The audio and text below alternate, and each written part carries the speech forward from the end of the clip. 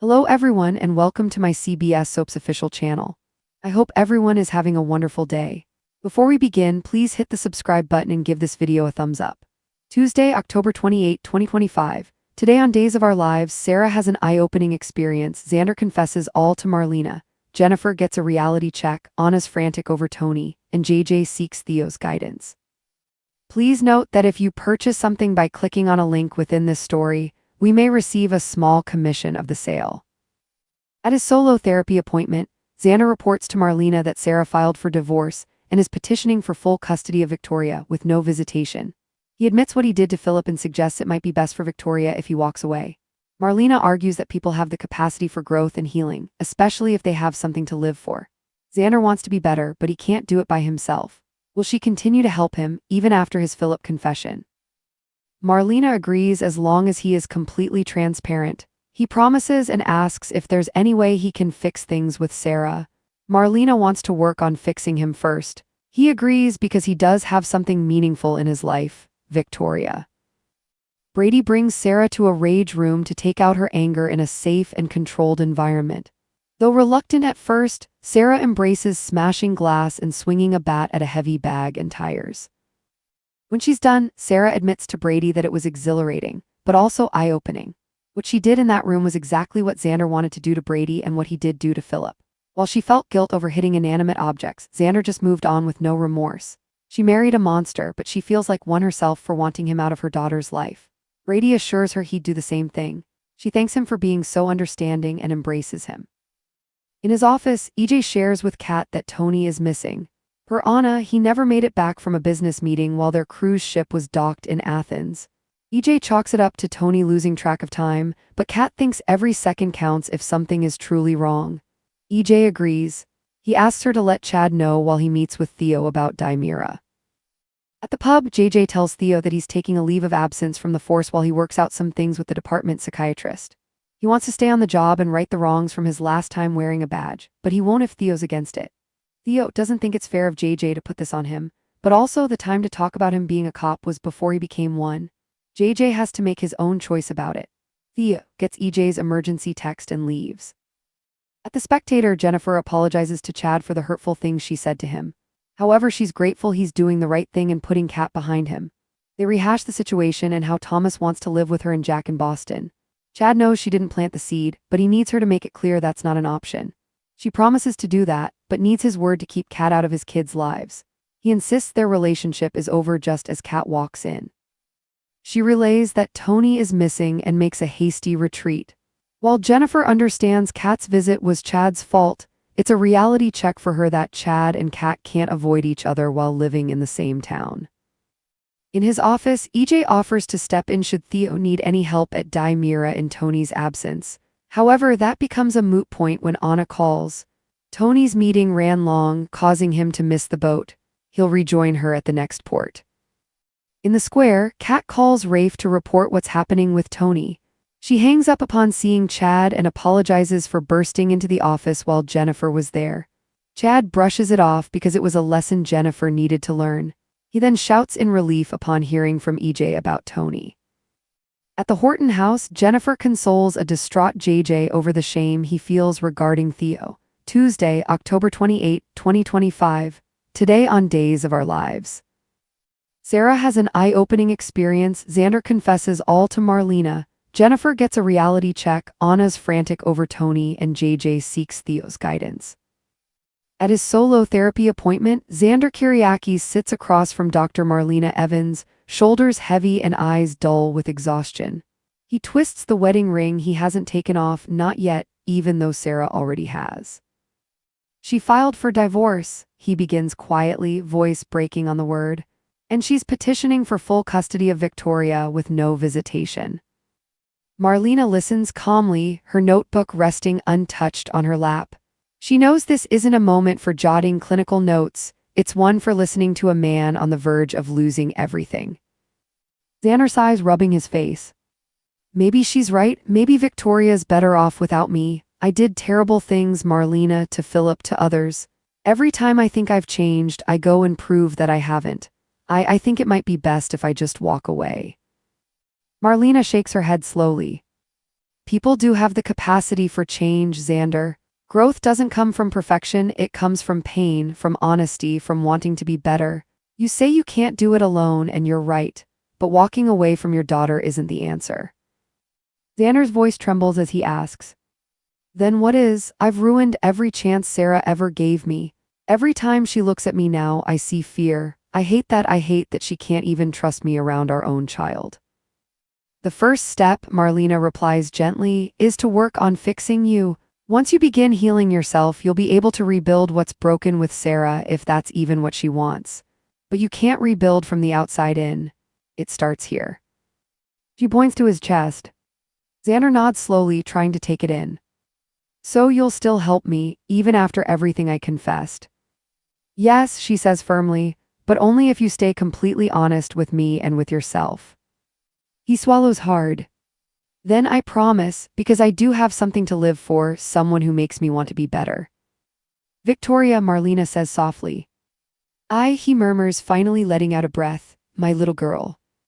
Across town, Brady Black drives Sarah Horton to an unexpected destination, a rage room. Sarah stares at the neon sign blinking over the door and gives him a wary look. "You brought me here to what, smash plates?" "Exactly," Brady replies with a half smile. "Smash, break, scream, whatever you need. It's safe, it's controlled, and it's better than letting all that anger eat you alive." At first, Sarah stands frozen, clutching the baseball bat like it's a foreign object. But as she faces a wall of old furniture and glass bottles, she begins to tremble. Brady steps back, "Let it out, Sarah." She swings hard, the glass shatters, then again louder, harder, until the air fills with the sound of cracking wood and falling shards. Every swing releases another emotion: grief, betrayal, disgust, heartbreak. When she finally stops, panting, the room looks like a hurricane passed through. Sarah drops the bat, staring at the chaos. "That was exhilarating," she admits breathlessly, "but also horrifying." Brady raises an eyebrow. "Horrifying?" "Yeah, because everything I did to those bottles, that's what Xander wanted to do to you, to Philip. And he actually did it, Brady. He doesn't feel guilt. And here I am feeling like a monster just for smashing junk." Her voice breaks as she sinks onto a bench. "What does that say about me? That I married someone who could do those things, that I let him near our child?"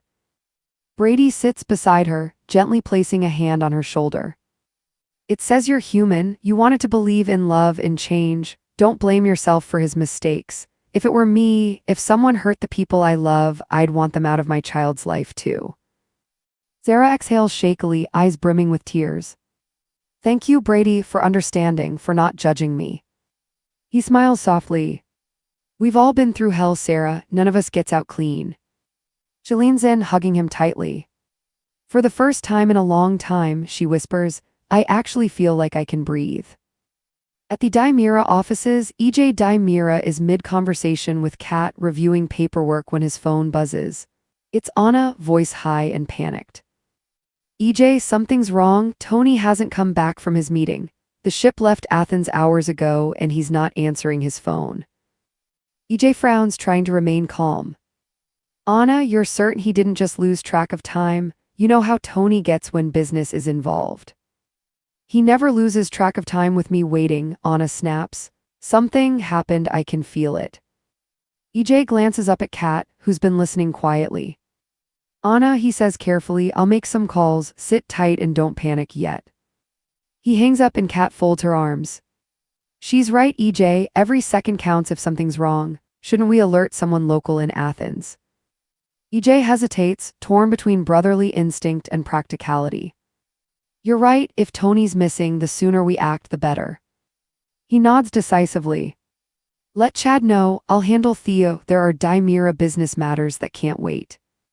Kat nods and exits quickly, phone already in hand.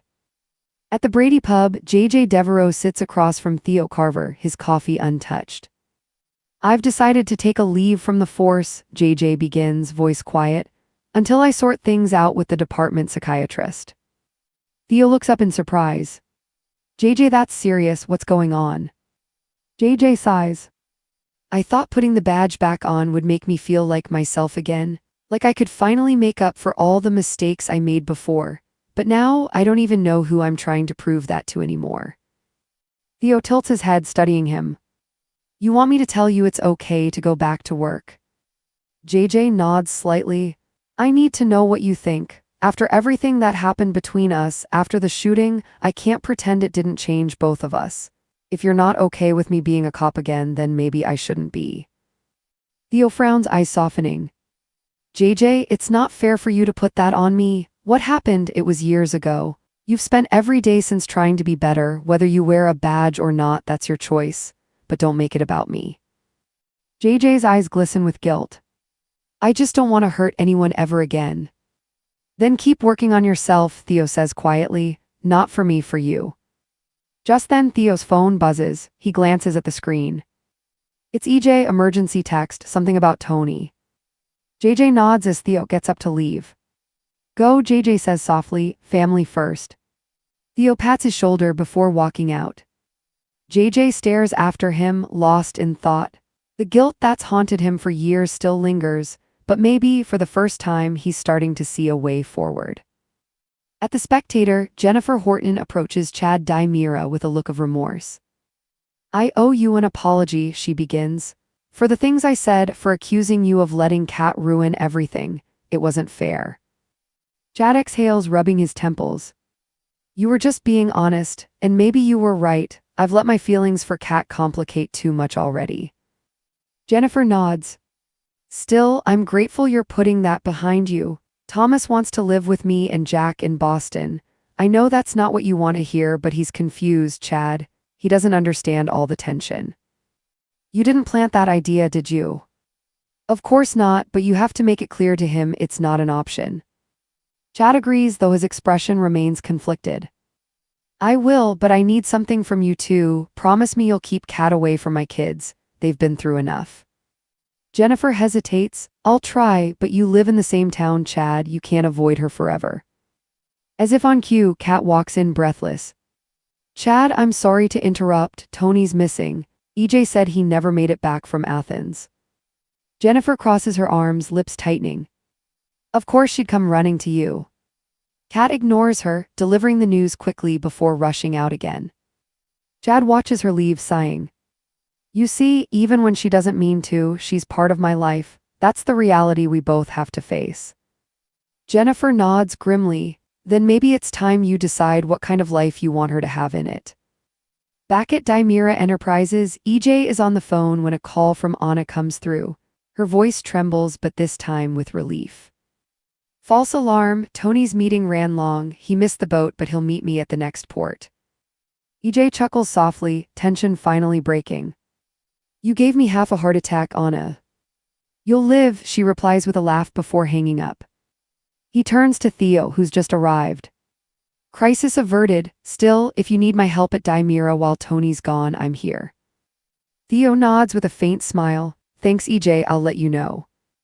Meanwhile, in Horton Square, Kat calls Rafe Hernandez, reporting Tony's temporary disappearance.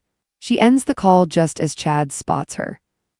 Kat, he calls out, rushing toward her. We heard from EJ, Tony's fine. Kat exhales, shoulders sagging in relief. Oh, thank God, and Chad, about earlier, I'm sorry for barging in. I didn't mean to make things harder with Jennifer. Chad shakes his head. It's okay, honestly, it was a lesson Jennifer needed to learn. You and I aren't finished just because things are complicated. Before Kat can respond, his phone rings again, EJ confirming Tony's safety. Chad laughs in sheer relief. He's fine, Tony's fine. Kat smiles faintly. Then maybe tonight we can all breathe again. Later that night at the Horton house, JJ sits on the couch, face buried in his hands. Jennifer sits beside him, rubbing his back. You're being too hard on yourself, she says softly. Theo doesn't hate you. JJ shakes his head. He shouldn't have to forgive me, Mom. I shot him. I almost ruined his life. Jennifer's eyes fill with tears. You've paid for that 100 times over, JJ. The only person still punishing you is you. He looks up at her, eyes wet. Then how do I stop? She smiles faintly, brushing his hair back. By remembering who you are, not who you were. JJ nods slowly, finally leaning into her hug.